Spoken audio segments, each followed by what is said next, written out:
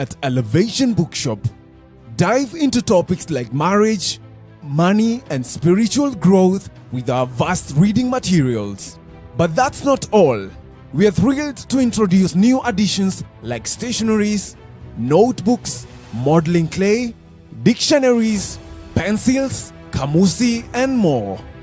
And calling all students, gear up for success with our back-to-school items, providing you with everything you need to excel in every subject. At Elevation Bookshop, we're here to assist you in finding the perfect resources for your journey. Do you have specific preferences or looking for something special? Visit us at Kenya Cinema Plaza, mezzanine floor, or contact us on 0748 902 225. Elevation Bookshop. Enrich your life.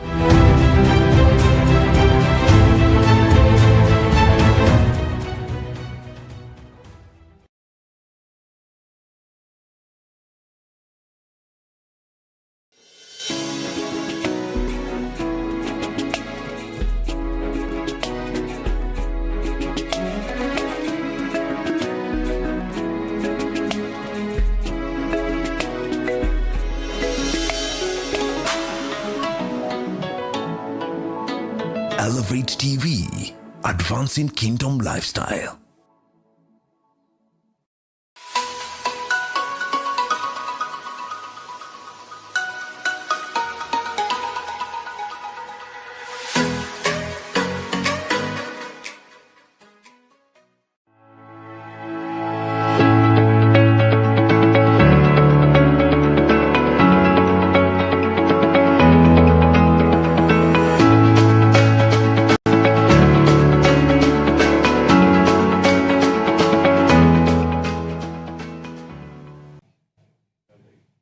All right.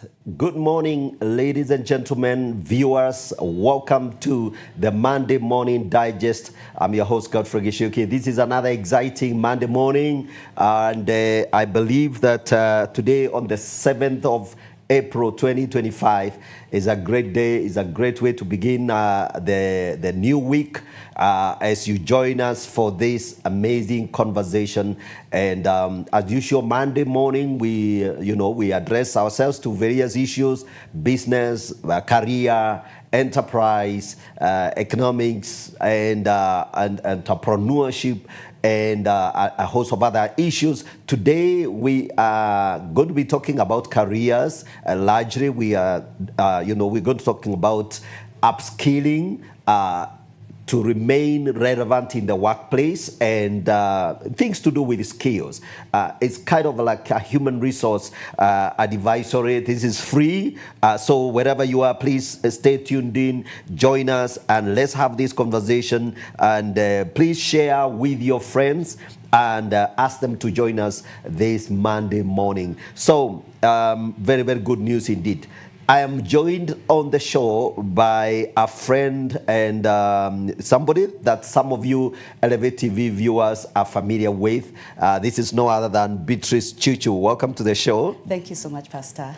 Yes, Beatrice has actually been a producer of one of our shows. Then she Empower with Beatrice Chuchu. Yeah, Empower with Beatrice Chuchu, and she's done an amazing job for the last 4 years or so.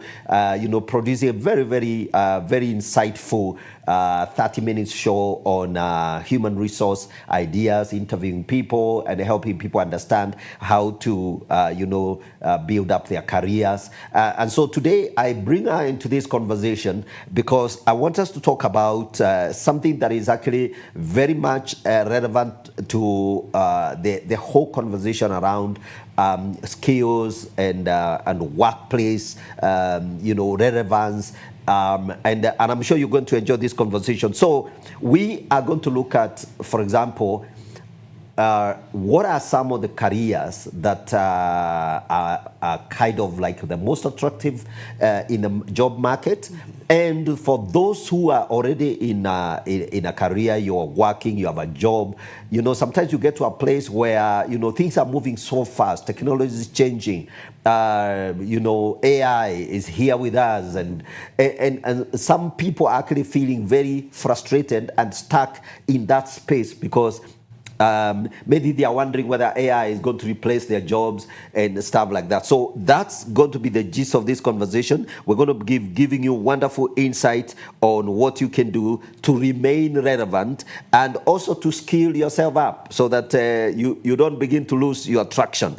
Okay, so Beatrice, Yes. karibu sana. Thank you. I am looking forward to this conversation. And as always, I would like us to start from where, you know, so you introduce yourself. Yes. Or the people know you, Yeah. but yeah, there may be some viewers who are watching us for the first time. Tell us about your career, career background, and where you are right now. You know, how you've come to where you are, and where are you? Yeah, because I didn't start where I am. Yeah, so yes, certainly. Yes. I know that you're a human resource consultant. Yes, that's where I am right now. and coach, and working with many Yes. organizations, helping them streamline their human resource, Yes. you know, functions and recruitment. You're very big in all those areas. Yes, these yeah. are the things So I've been you need to doing. tell our viewers. Yes. Yeah. Thank you so much, Pastor. My name is Beatrice Chuchu, and as Pastor said, I'm in HR right now, but that's not where I started. Right.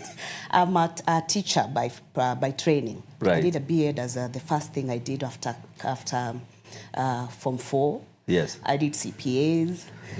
Just to try to fit within the market. Yeah. Then after doing the teaching and finishing and graduating, when I got to after teaching practice, I moved to the office. Okay. Because my subjects in campus, I was in KU, Yeah. it was business studies. I was to teach business studies and secretarial studies. Okay. So because of that, we had opportunities of becoming graduate secretaries. Okay. So I got so easily into the corporate world because of that aspect of graduate secretary. Okay. So okay. that is how I got into the corporate world. Okay. So I did not teach. After teaching practice, All right. I got that opportunity. Okay. And so I grew there for some years. Then I realized my passion is more on dealing with people. So I'm Right. not so comfortable doing the admin work because graduate secretaries, you're doing more of admin work. Okay. You know, the secretarial thing that was there, it's what has transitioned to administration. Then we were calling it secretarial. Now it's administration, but I was not really enjoying it. Yes. I could find joy in dealing with people. Okay. I decided, I need to look for an opportunity to deal with people. Okay. So there was an internal advert of a HR assistant. Right. I applied, I was interviewed, and got to the HR space. Okay. So that is how I've grown from HR. Since 2005, Yeah. I've grown in HR. Right. So like now it's about 20 years All right. in HR space. Yes. So from the HR assistant, then I grew to a HR officer. I moved from that corporate world. I went to NGO as a HR manager. Right.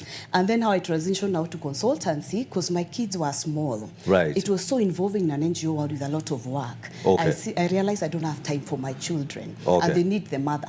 Right. A very good job, well paying, a car, fueled. It was really a nice job. Okay. But I realized I'm losing my daughter. I leave her sleeping, I get her sleep. Okay. It wasn't working for me. So I opted. Of course, being a Christian, I sought God. Right. So I felt the need to drop that Okay. and start doing HR consultancy. Okay. So that is now how I started HR consultancy in 2011. And when I started in 2011, I started the HR consultancy. But how it came up after I resigned from the NGO job, they told me you cannot go. Yes. Start serving us for 3 days a week. Okay. As a consultant basis. All So right. God somehow created a way for me. So I started 3 days a week. For 3 years, I served them like that Okay. as I grew my Outrival HR company. Okay. That is how now I got to consultancy. Wow. Yes. Wow. Wow. Where I am until now. Yeah, I mean that is very interesting. Yes. You know, where you actually kind of own your own skills. Yes. And you say, look, I know how to run a HR department. Yes. I know how to, to how that function works.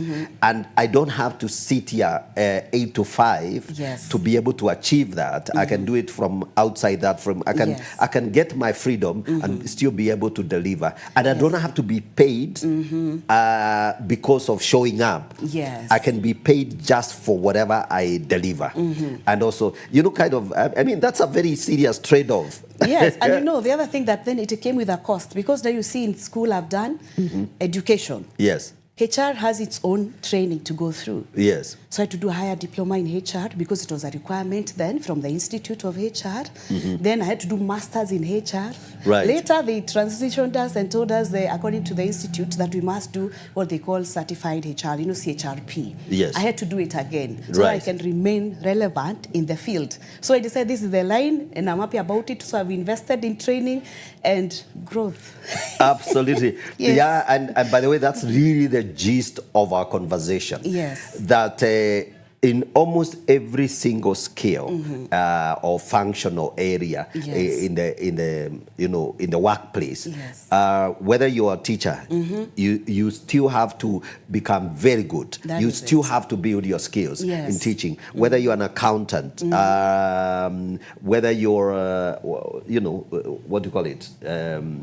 IT, for example, there is, you have to continually Yes. skills yourself up, You have to. and for you to remain relevant. Wow, that's amazing. So, Yes. and I think the HR profession, I think has placed a lot of demand on its professionals. I've been watching Yes. the industry transition.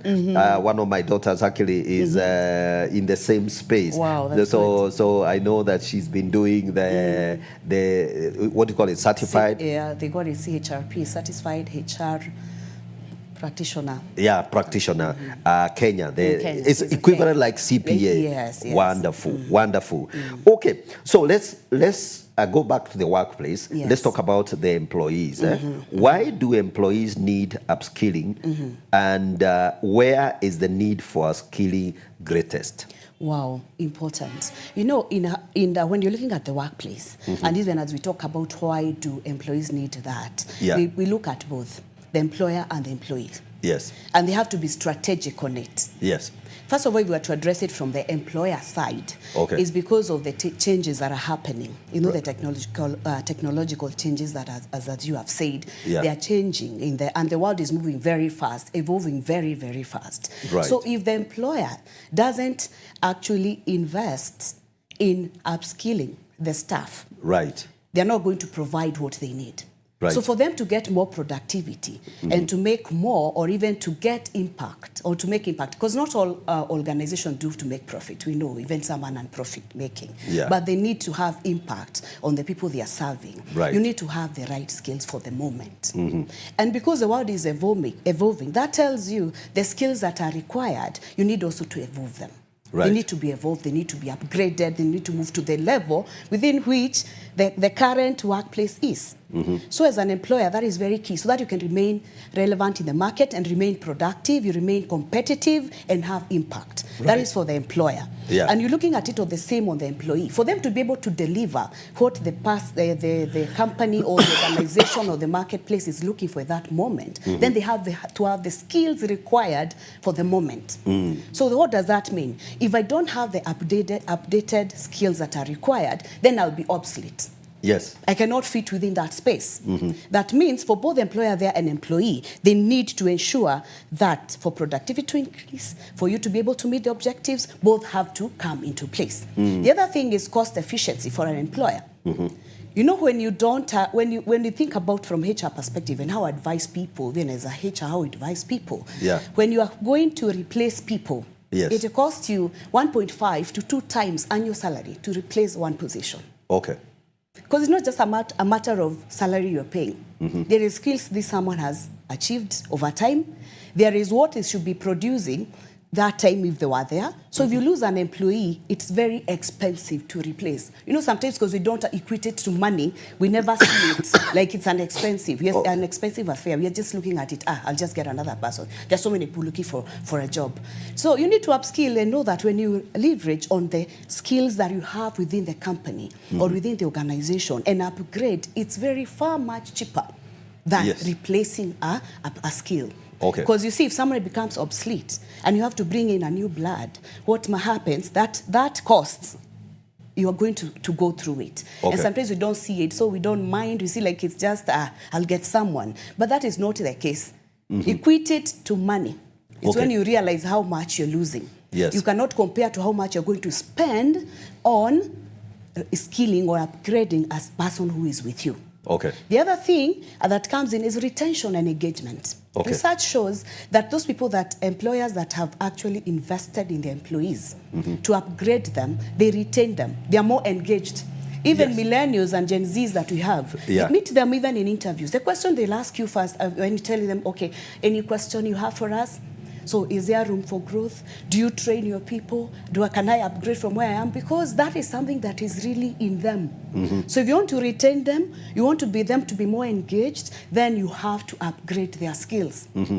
And that comes in, the more I'm engaged, the more I will be retained within the organization. Because if I'm not engaged, I'm going to leave you. Because I'm not just there for money. And we are no longer in the times where people are just working for money. And the people that are coming to join us in the organization currently, you realize that to leave an organization is nothing much.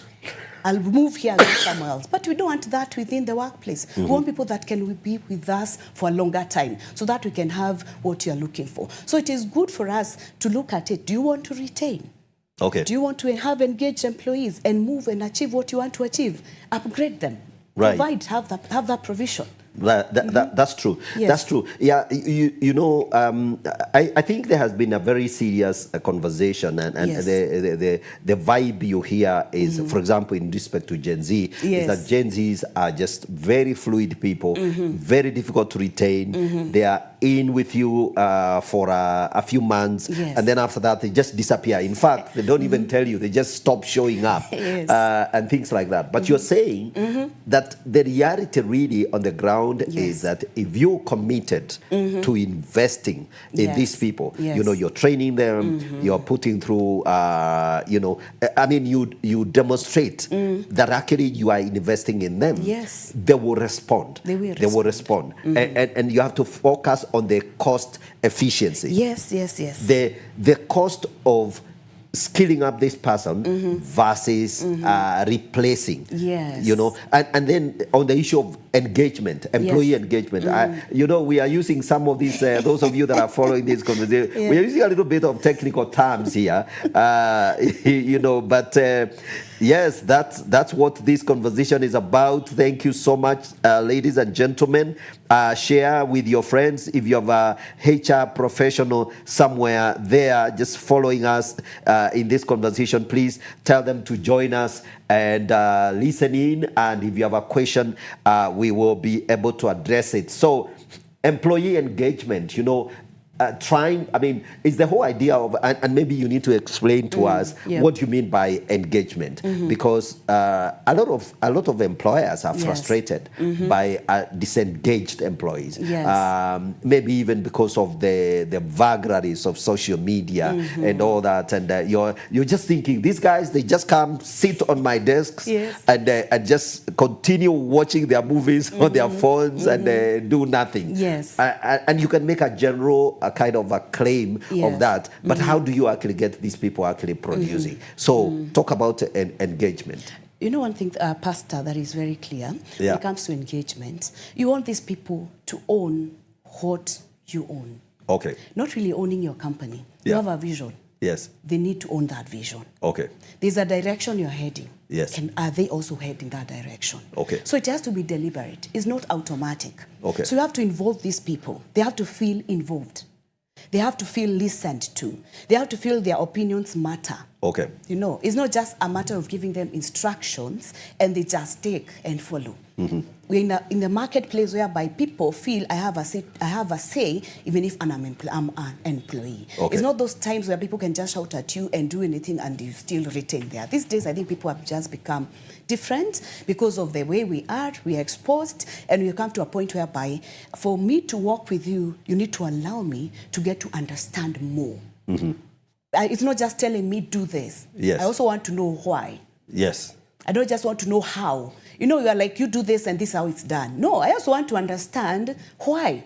Yes. Because I'll also ask a question. I can also do this and reach there. But Yes. you tell me, Beatrice, you go that direction, there's something we lose. So Yes. I'll say, okay, Pastor, I hear you. So we move together. So it's a matter of letting your employees feel involved within your business. Right. By engaging them, letting them know your mind. Of course, there are business secrets we don't speak about, but there are those things that for people to work together, they must understand. So please let them know.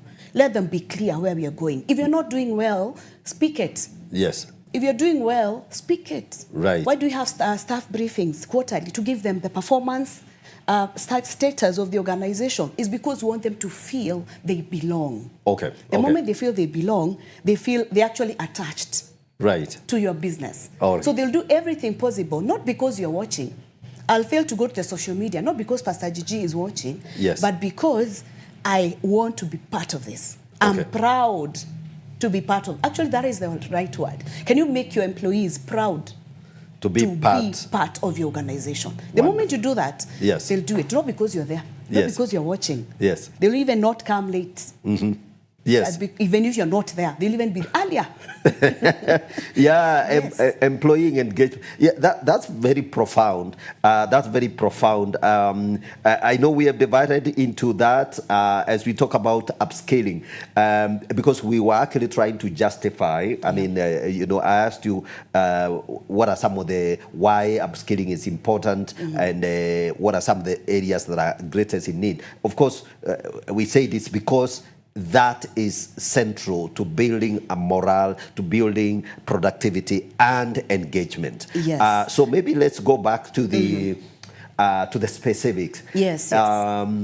So if you take most organizations, say organization in the service sector, some of the key functions, marketing, customer service, accounting, human resource management, IT, and maybe now social media, whatever. What are some of the and remember, there is also a lot of talk about AI being the lacking monster coming to replace all these guys. I know. So that's the dilemma.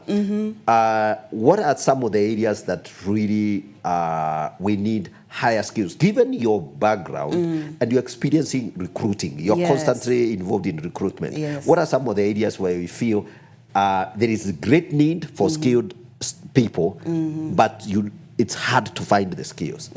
Yes. A very good question there. And there's something I want to say before I answer your question. In that matters of upskilling, why it's important. I also wanted to mention something, if you allow me, to the employee. Yes. It gives you job security. Okay. Because you remain relevant. Okay. We have also, research shows that you get higher pay because you have the right skills, you're upgrading, so you grow within the company. Instead of bringing someone in, you take up promotions, higher roles, so someone becomes better and you're highly paid. So those are things, and also that becoming competitive within your space. Yes, is important. Yes. Yeah. Now come back to your question. You're saying where we are finding people, it may be very hard to find people. Maybe to surprise you, Pastor. Yeah. You can fail to get people in different fields, and like in all fields. Yes. And I want to explain why. Yeah. So I wouldn't want to say that specifically we are lacking accountants. Accountants are there. Yes. But you can be looking for an accountant, but you're not getting the accountant with what you are looking for. Yes. For example, there are softwares that have come up for accounting. Yes. They are different, and organizations use them differently. Yes. And you get organizations asking for people with specific softwares.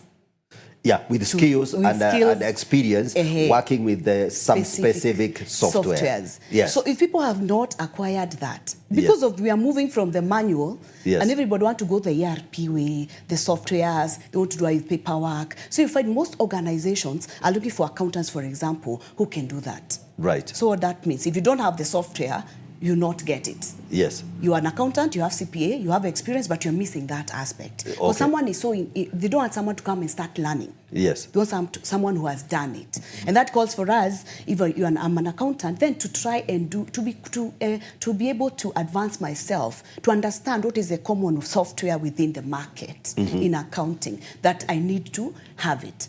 Because you'll have CP and you continue complaining because they are ruling you out because of that. Yes. You get. Yeah. Marketing has been has had the traditional way of doing it. Yes. Door to door, just send an email and all, and you expect people to come and do it. But these days, people maybe, even the opportunities we've had, even in HR from my business, we realize people just go to maybe they get the website and they just call us. Yes. Sometimes we've not even looked for it. Yes. So people are really embracing the social media or the technology space. Yes. So if I'm a marketer and I don't want to appreciate the technology space, then definitely I'll not get that. Because I'm looking for a marketer who has these digital skills to be able to go to the level I want as a business. Okay. So the work may be there or the job may be there, but you don't have what it's looking for. Yes. You get. Yes. So it's not really, I wouldn't say it's really very hard,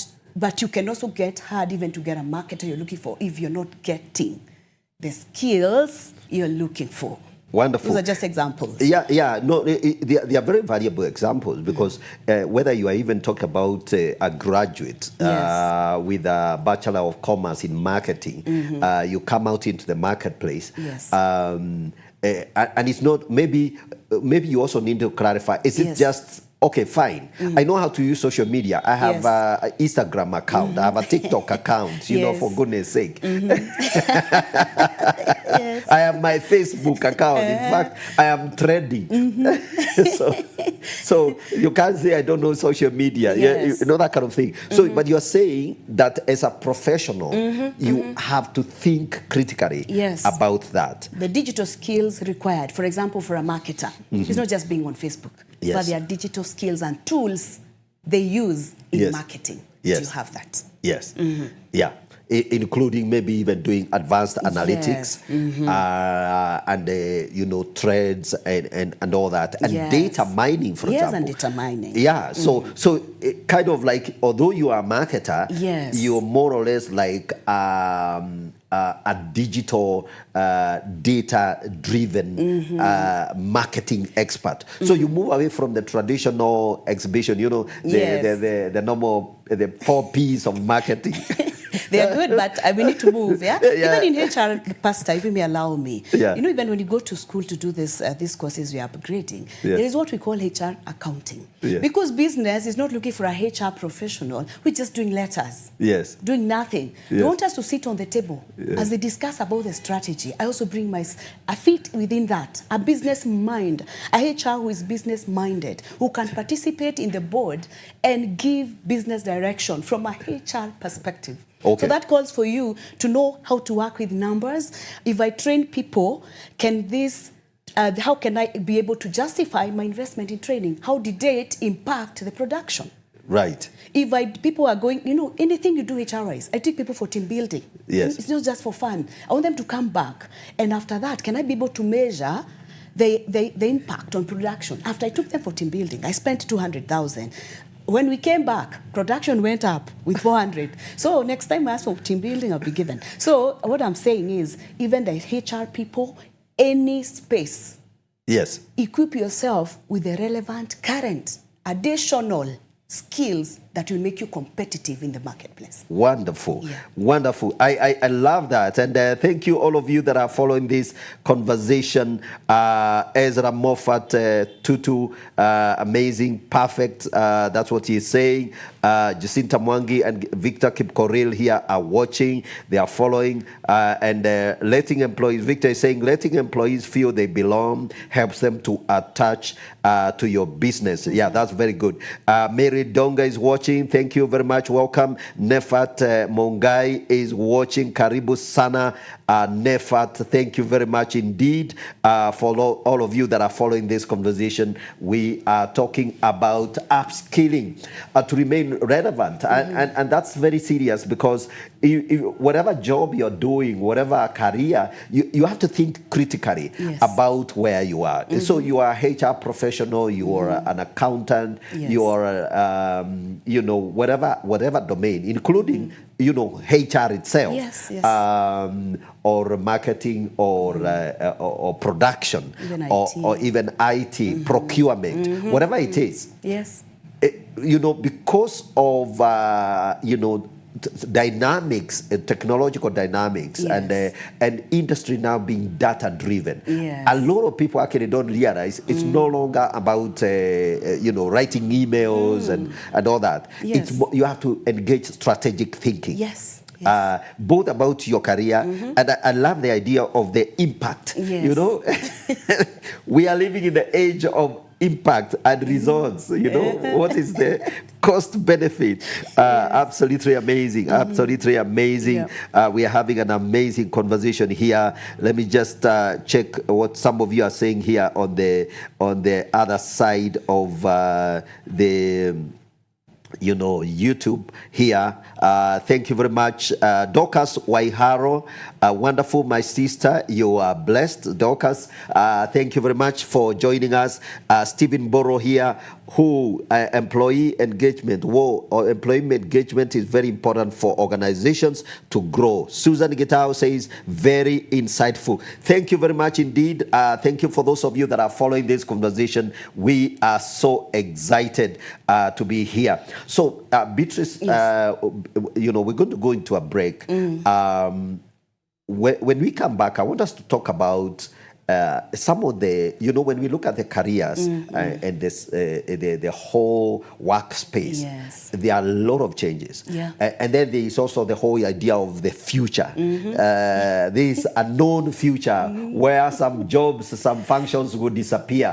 So we're going to talk about that, and we're going to talk about some of the skills that are going to disappear, and the ones that will remain the same, and the ones that will become completely obsolete.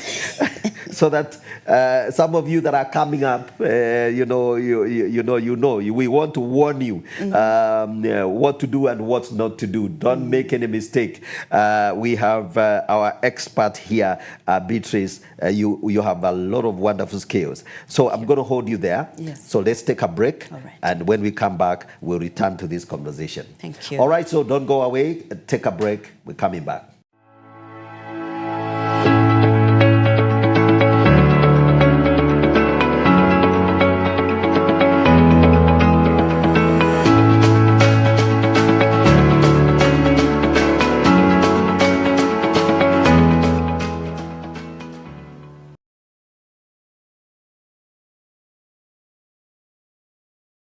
Apostle Akimu Charles of Wings of Healing Ministries International invites you to the Kingdom Focus Leadership Summit.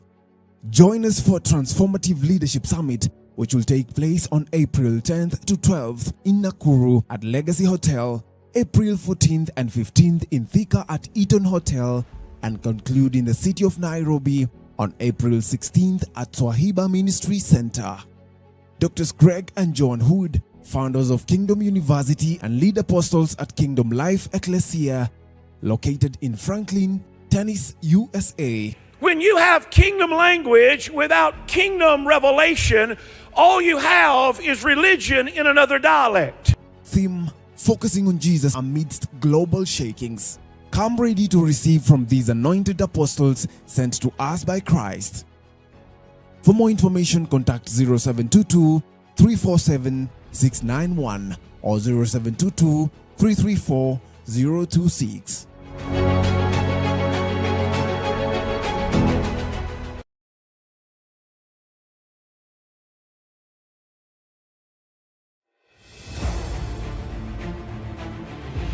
What is a proper exercise of the prophetic gifting ministry in the marketplace? One of the things that you need to know very clear Yes. is that where I am Yes. in the marketplace, Yes. I'm on assignment. Yes. And I'm serving the master. Yes. And I need to depend on the master Yes. to direct me on the assignment that he has given me.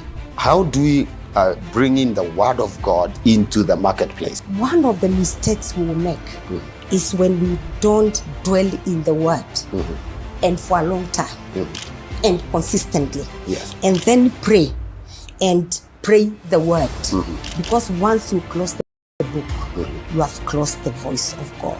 Wow. And therefore it's going to be difficult to function there in accuracy. Once you close the book, Bible, you have closed out the voice of God. Good evening, viewers. My name is Lucy from Christian Learning Materials Center.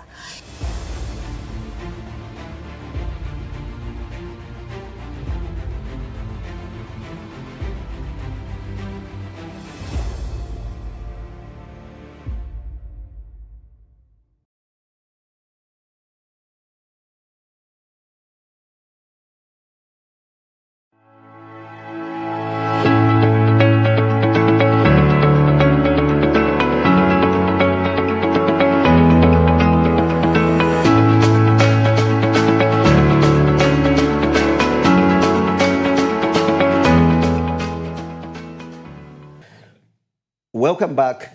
This is the Monday Morning Digest. We are having a conversation here about the need to upskill, to remain relevant in the workplace. And we've been talking about some of the, before we went to the break, some of the reasons why employees and employers need to actually pay attention to the need to upscale. If you want your employees engaged, if you want productivity, we're talking about impact. Yes. Whether you are for profit or non-profit, you have to think about the impact of your organization. And you have to measure, actually, the impact that you're creating out there. So, of course, if you're in business, the most important impact is the money in the bank.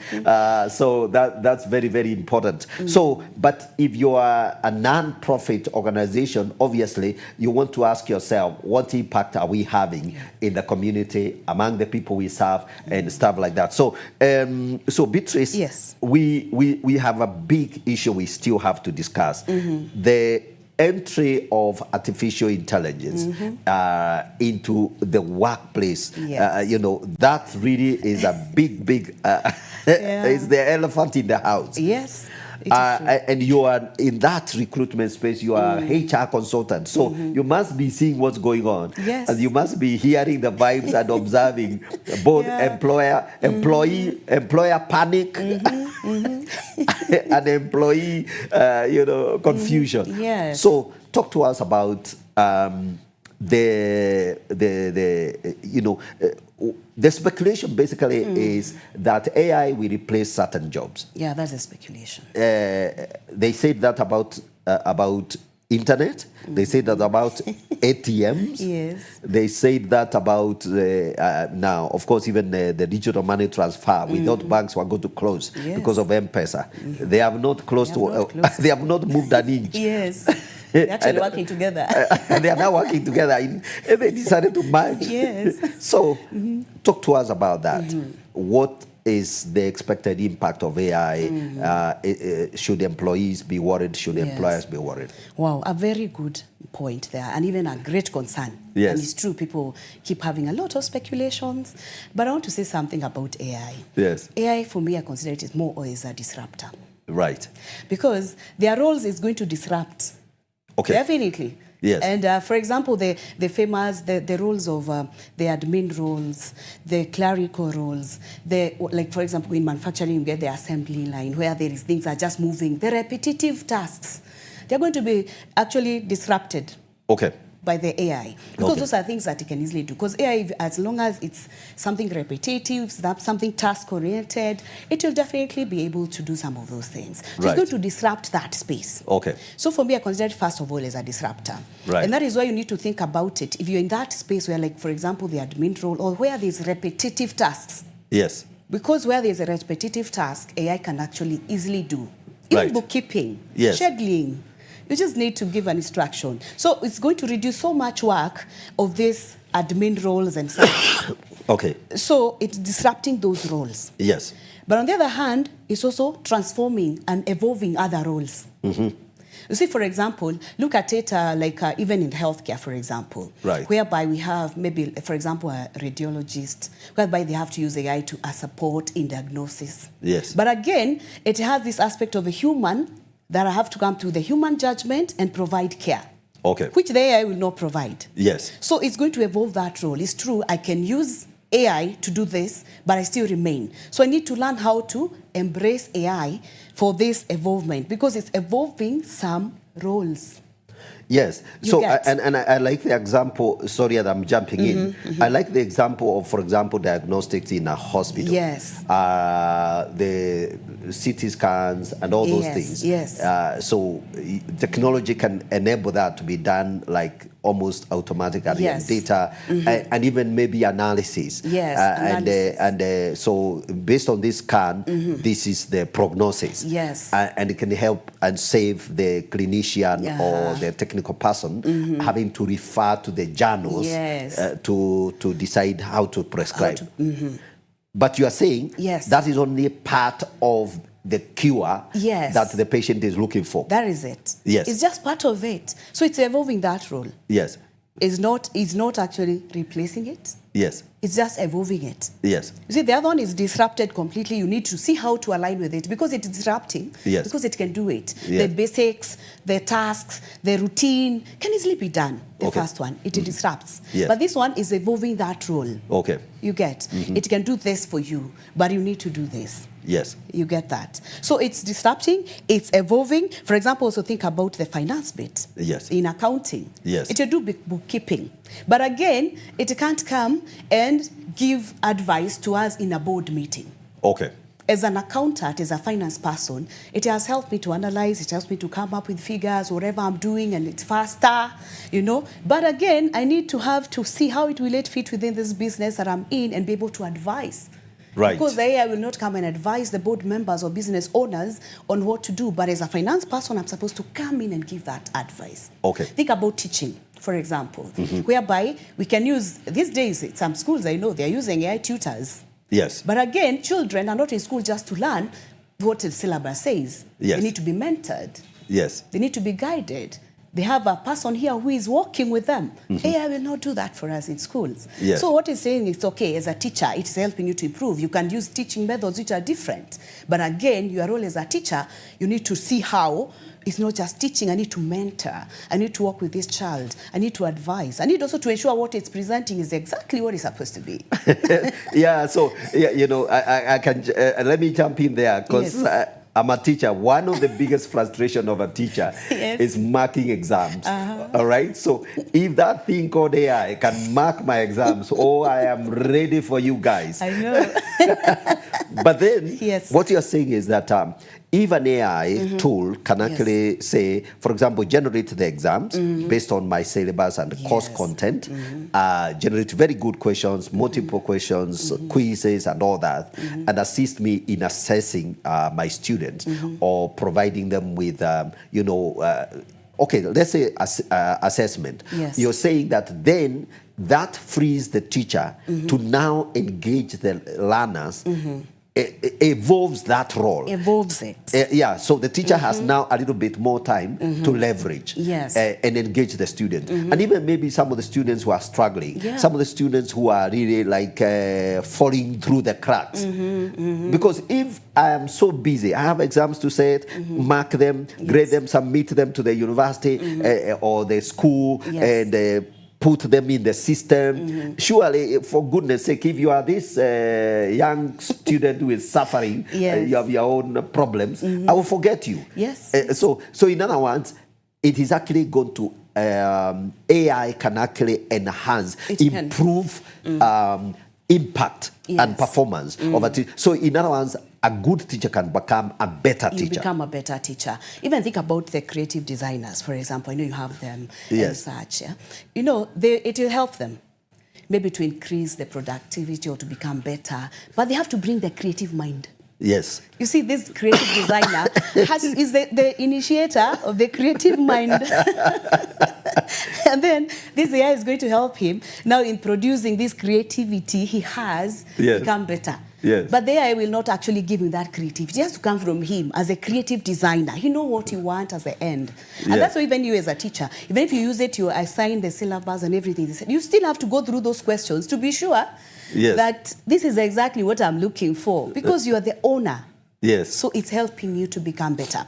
And the other thing, other than disrupting and evolving, it's also going to create new opportunities. Yes. And that is a plus for us also. And it's good to know. So let's not just take it as a negative thing. Other than disrupting, evolving, it's also creating new opportunities. For example, now, because you're going to use it and to embrace it, because you cannot deny it. And people are going to, even trainings are being done by main organizations, the global international organizations. They're doing it. They're training people on the AI. How to use it, to be able to enhance their work using it. So what does that mean? We need people who are actually aligned to that AI thing within an organization. So that is used well. So there is a whole new career. Yes. Just come out of thin air called training on AI. Yes. So AI trainers and experts and consultants. And to give the oversight so that is not misused within the organization. Okay. But again, if you don't give the oversight, sorry, you're going to have people misusing it. It's given. Even in school, you're a teacher, you say, and people are doing assignments using AI. I remember there's somewhere, maybe I can quote, in Desta, people did the whole thing and the lecturer had to cancel it. Those are challenges people are facing because it's being misused also at the same time. The other thing, the other opportunities that will come, these which are human-centric roles, those are empathy-driven jobs. Okay. Because there are things that AI will do for us, even things we never knew. But again, it will help us see a gap. Right. That is true, it can do this for us. But there is something we are missing. Yes. In this space. Yes. So, even if it's, for example, even in mental health, the more we get into the AI, I'm not in medical, but I have interest in it. Yeah. You realize that as you continue to get involved in this technology space, it also brings us some issues that also take us, which disrupt us in a way. Even health-wise. Yes. And so we'll create opportunities for people. Yes. To take care of us health-wise. Therapists. Therapists, yes. So some of you are going to be needing an AI therapist so to help you, unpack some of your, some of the disruptions you have had with your AI gadgets and all that. And your head needs some cooling off. So that's very, very interesting. Yeah. So a technology which is both disruptive, but it also has opportunities. Yes. Wow. That is how it is. Right. And it's good to embrace it that way. Let's not fear it. Okay. It's just see it that it has opportunities. Yes. I can use within my space, within my line, within my passion, within what I'm looking forward to or what I want to achieve. How can I leverage on it? It's not going to throw me out. Right. It's supposed to help me to become better. Right. And if I realize that it can make my role obsolete, because it can use, for example, if I'm in a routine job that you can easily do, then I need to know what Beatrice do you need to do. You need to do something so that it don't remain obsolete. Okay. I need to upgrade. It takes us back to upskilling. Right. Because if this role, the way it's going to be very minimal for me. The organization may see maybe someone else can do it because they have taken, they are supporting it, so I don't have much work. So I ask myself, what other thing can I do within my career so that I'm not redundant or I'm not obsolete. Okay. Yeah. So you have a space to take. You have something to do as an employee to know you need to remain relevant within this space. Okay. Because when it takes it disrupts. Right. Will you still fit? Yeah. I mean, maybe we can even take the example of, say, the teacher. Again, back to the classroom. So if an AI bot, literally a robot, actually comes on the screen and teaches elementary chemistry to the grade 7 or grade 8, whatever syllabus. And it's actually, it's been programmed, so it's teaching exactly step by step. So after the robot has done the class for 20 minutes, so if you as a teacher, you have no clue what to do next, you'll soon be replaced. You'll be replaced. Right. Yeah, because it's doing your work. Yes. And it has created some work for someone else with programming it and ensuring everything is okay. But you as a teacher, we're supposed to present what has been programmed, it has been taken. Right. So you need to do something. So it means that now you become an AI-enabled teacher. Yes. So yes. you should be better than robot. You should be better than the robot. Okay. Yes. That Yes. is why you're applying the human skills Yes. that the robot cannot offer. Absolutely. Yeah. If the robot is going to serve in a hotel, like we saw another time, there's a hotel where in Nairobi it's serving. So, but that robot is not talking to the person. Yes. It's just bringing for me. I pick. I think I press somewhere. It goes back, but it has not asked me any question. So there's that human element. And by the way, if my order is wrong, and I want to quarrel the robot. Oh my goodness me. So it's enabling us. I want to be a HR who is enabled by the AI. Okay. Okay. An IT person who is enabled by it. Wonderful, Yeah. wonderful. I love that. I love that. And let's just, I want to see what some of the other people that are following this conversation are saying. Thank you very much indeed, all of you that are following this conversation. We are talking about the need to upscale. And I tell you, somebody's here, Power and Pulse 254. Thanks, Pastor Gigi. We need this. Kingori John says, quite inspiring. Thank you very much, Kingori, and Power and Pulse 254 for your comments and following this conversation. Karibu sana, karibu sana. Watu wa Facebook, nataka kuwaona mahali mumefika na mnasemaje. Naona bado mnafuata. Karibu sana, Catherine Kigani, for joining us in this conversation. Mashia Godfrey, welcome to this conversation. We are actually, I don't know, for example, I know Joshua, Mashia is in the health space. And, some of these areas, what you call traditional, skill areas, Yes. whether you're talking about a clinician, whether you're talking about nursing, Yes. whether we're talking about outpatient care, Yes. AI, and even in general, the skill set. After you graduate from your college and you're taught the basics, Yes. if you don't continuously upgrade, and so talk about, again, Yes. because we need to look at the future. Yes. There's looking at the future Yes. in terms of the changes given the current trends and Yes. sub-trends. What are some of the areas that either will emerge or will diminish in importance? Say if you take a 10-year outlook, Yeah. what are some of the things that you see that will shift, which then should inform someone who is right now signing into new areas of career? And you can even give examples of specific career streams. Yeah, I love that question because we are living in a world that is it's moving quite fast. Okay. Where we are today is not where we'll be tomorrow. Yes. And that calls for us to be strategic. Yes. Because if you're not strategic as an employer and as an employee, you're going to lose it. Yes. Because of the changes that we anticipate. Yeah. Now we have AI, which is helping us, and it has come, and we are trying to juggle around it. Yes. Still, some of us are resisting it. And there are things that, and what it's bringing on us is it's actually bringing this aspect of agility. Okay. How agile can you be? Okay. Because the market is going to be very agile. Okay. And how swift can you move from one direction to another? Okay. You see, even for example, if I go back to the COVID space, Yes. the COVID time, Yeah. when COVID came up, there was such a very fast, swift, the change from one side to another. Yes. Even health became telehealth, Church, we went to the preaching. Those who are not doing it, they started. Yeah, telechurch.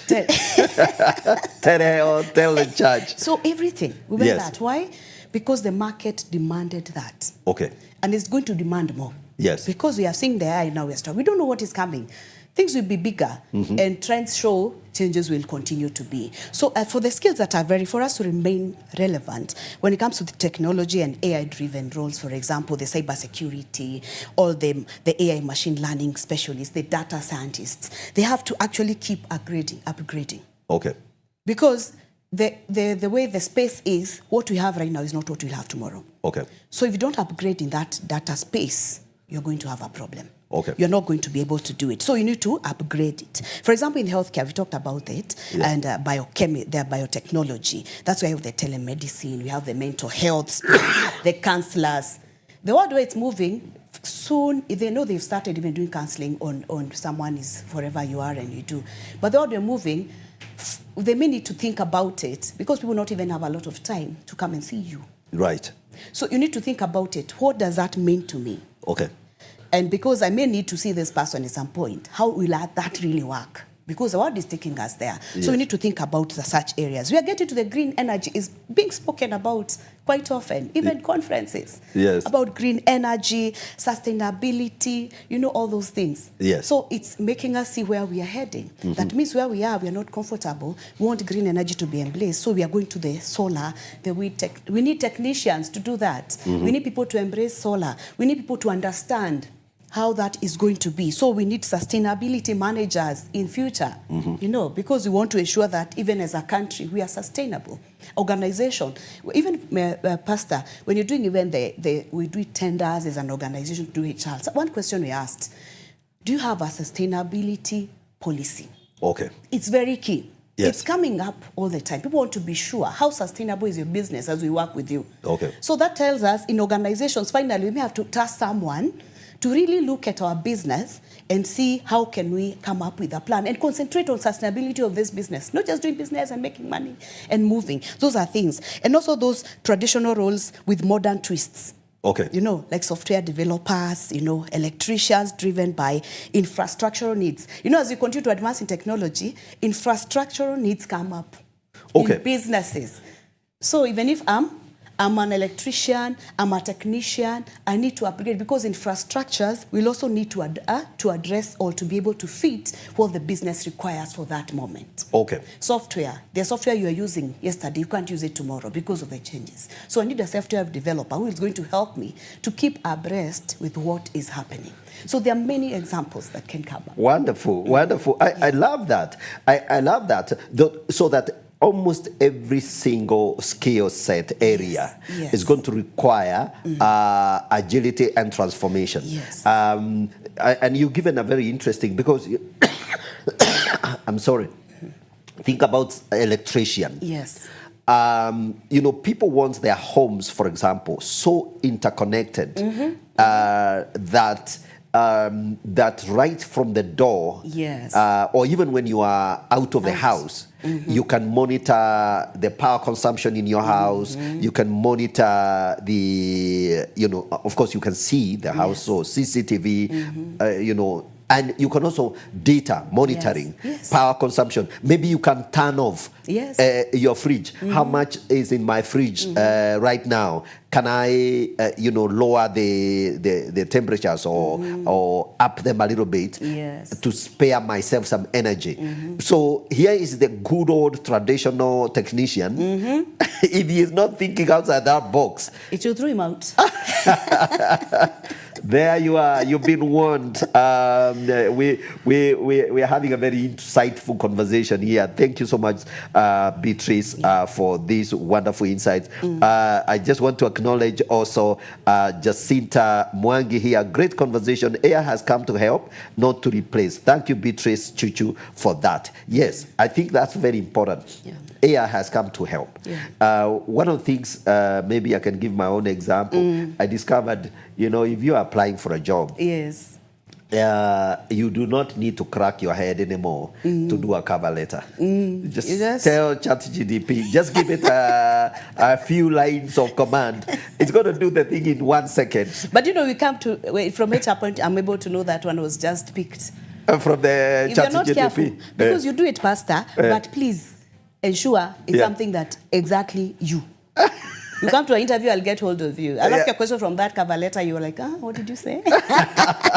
So make sure after your ChatGPT has done for you the cover letter, you make sure it actually adds your name, your real name, because it might actually call you some strange name. So in other words, you cannot just be lazy with the tool. Yes. It can give you an outline. It can give you an outline of how the things that you should emphasize. And maybe then you have to kind of give it more information. Yes. And also look at whether it's referencing some of your practical skills, so that the content will be very organized and systematic, and it's simple and straightforward, but it's actually talking about you.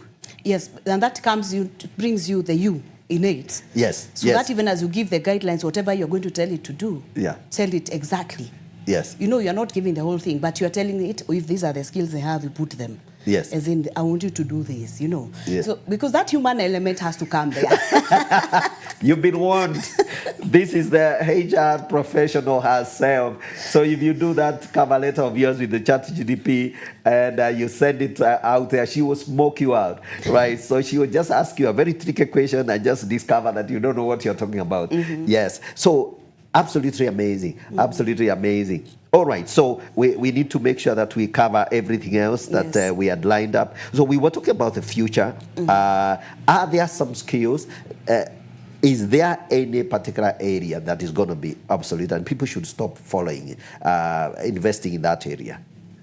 Or I think, building skills in that area? I think I would say maybe the very basic clerical, repetitive roles. Okay.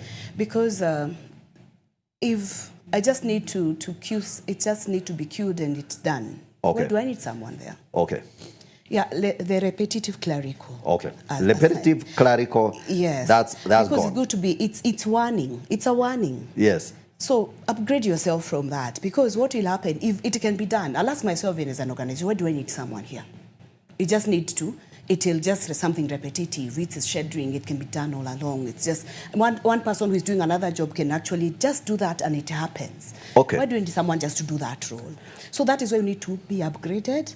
Also reskill in other lines if that is the only line you have. You also talk about reskilling, because you can realize your line is becoming less and less. Yes. But one thing that we want to say, this admin thing is not going to be fully gone, because we still need this person, but it will reduce the people required.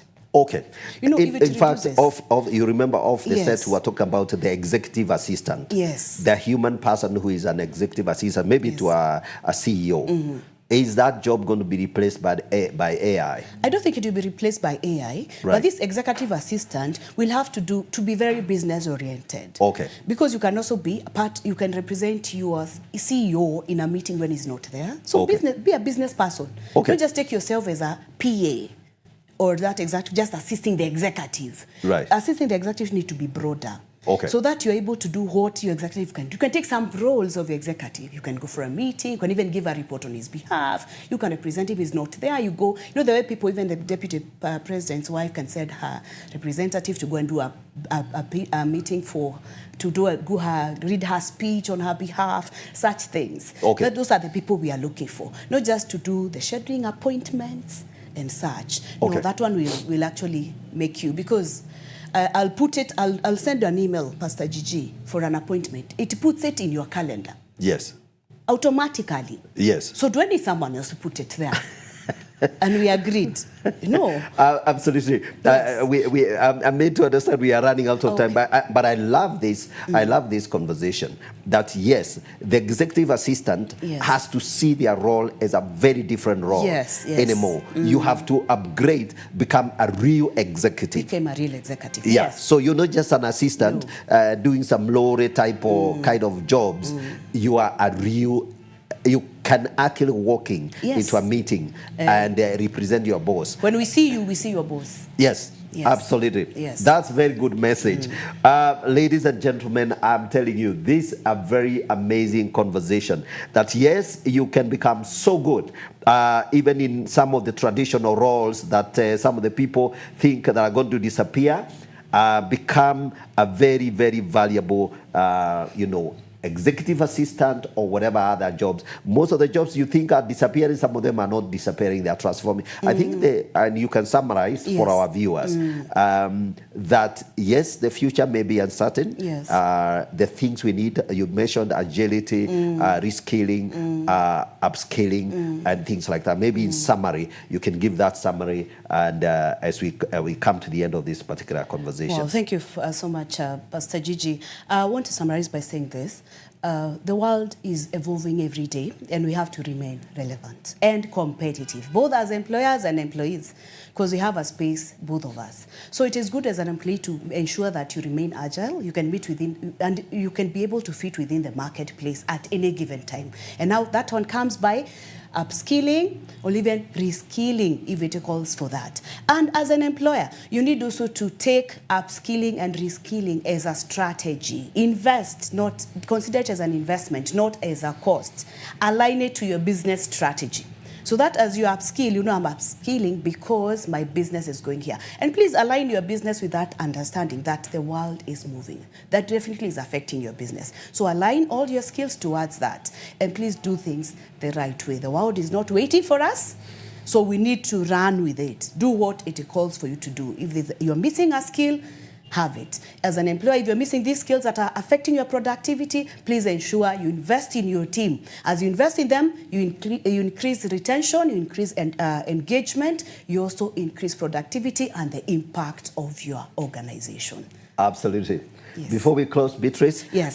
Please tell people how they can get in touch with you. You have one small extra 10 seconds of fame. Oh, thank you. If you're going to get in touch with me, I work for Outrival HR Solutions. We are at Wilson Airport, Emir Building, 2nd floor. You can get me on 0721 622 569. 0721 622 569, and you can be sure I'll be able to advise you on your HR things and you remain relevant in the marketplace. Absolutely. Thank you so much, Beatrice. Yes. I truly appreciate it. Thank you for coming for this show. Yes. Ladies and gentlemen, we've come to the end of this Monday Morning Digest. I've been your host, Godfrey Gichuki. I've enjoyed this conversation. God bless you. Have a very good day. We'll see you next week, same time. Keep it elevate. God bless you and have a good day. Bye for now.